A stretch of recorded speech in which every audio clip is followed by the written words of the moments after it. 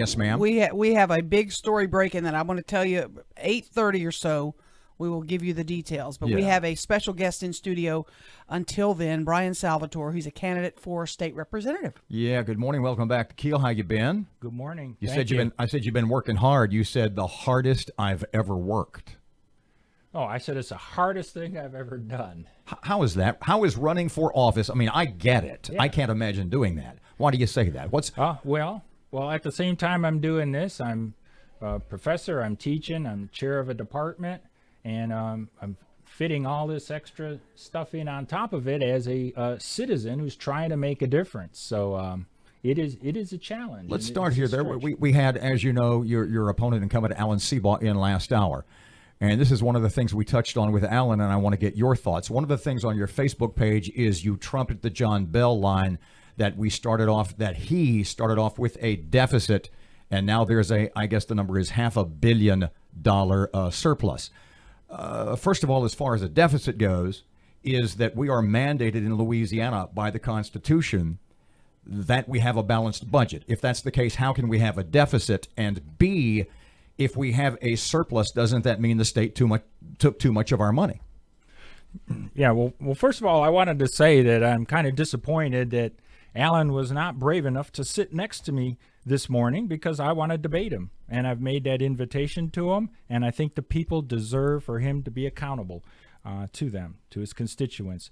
Now, to get to the point about the deficit, shortfall, whatever you want to call it, the point is we have a budget at the beginning of every budget year, and when we don't collect enough revenue and overspend, we don't meet that. We have to make that up with mid-year cuts. And as somebody who works in higher education, I have seen the brunt of those cuts because we are the only area that is not constitutionally protected. You said when the state overspends, do you think John Bell overspent? I mean, it's a combination of not doing economic development right in the state, not taxing fairly, and not collecting the appropriate revenue from the appropriate people. And then there are some areas where we could trim. Who are the appropriate people that need to be taxed more? Well, for one thing, the ITEP tax exemption is something that's been in effect for decades. It is the nation's most lucrative corporate tax exemption program, corporate welfare, if you like. Now, ITEP is not something that I want to do away with. What I want to do is hold the companies accountable for why they're getting these exemptions. They've become dependent on it. We have exemption dependence in this state, and this is costing our local school boards, our sheriff's office, our commission, billions of dollars over decades. The governor had returned the ITEP the way that ITEP is implemented. John Bell returned that more to made it more of a local thing. Do you agree or disagree with that? Well, it is a local thing still, without any milestones, without any standards for deliverables or accountability.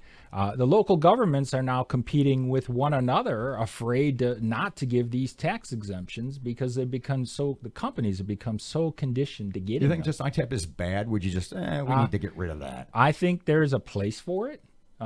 There are some companies in Louisiana that are getting $2 million per job created in exemptions. $2 million per job. Why don't, what if somebody said, give the citizens $2 million? What would that, that'd be called massive welfare. Well, Brian, this is corporate welfare. You bring up jobs. The job picture for Shreveport-Bossier is not good. We've lost, in the state, we've lost more jobs than any other market, 2,000 plus jobs from a year ago. The governor continues to tout, our low unemployment rate, but his stats are flawed, and we all have to admit that because people have stopped looking or they've left the state. Our numbers in our city alone bear that out. What can you do as a state representative to address that, bring more jobs back to right here, Shreveport-Bossier?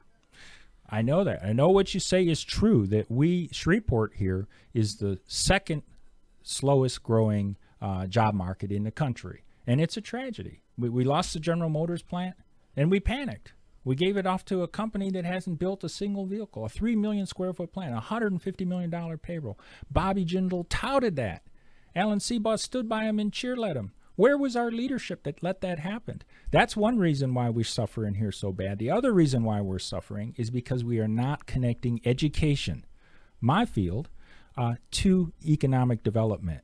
And I feel as a state representative, I'm in a unique position to be able to carry that out. I can interface with the K through 12 schools, with the students in higher education, with the tech companies, wherever they are in the country. And I can, as a leader, can gain the trust and bring them together, gain the confidence of the corporations to come here, gain the confidence of the students, say, look, if you stay here and have faith in us, we are going to create opportunity that's going to make you want to stay here and raise your families here. And we're not seeing that. Sometimes I feel like I'm training Dallas's workforce as a professor, or Little Rock's workforce for that matter. And it's a shame. But you are a backer of John Bell, and yet you seem to be condemning the very governor that you stand by. No, I'm not. I'm not either condemning him or praising him in every respect. I'm not a carbon copy of John Bell. I happen to feel that he's been a heck of a lot better than Bobby Jindal. And as I said, I bore the consequences. All my colleagues have bore the consequences of what Bobby Jindal did for 8 years. And I think it was a travesty.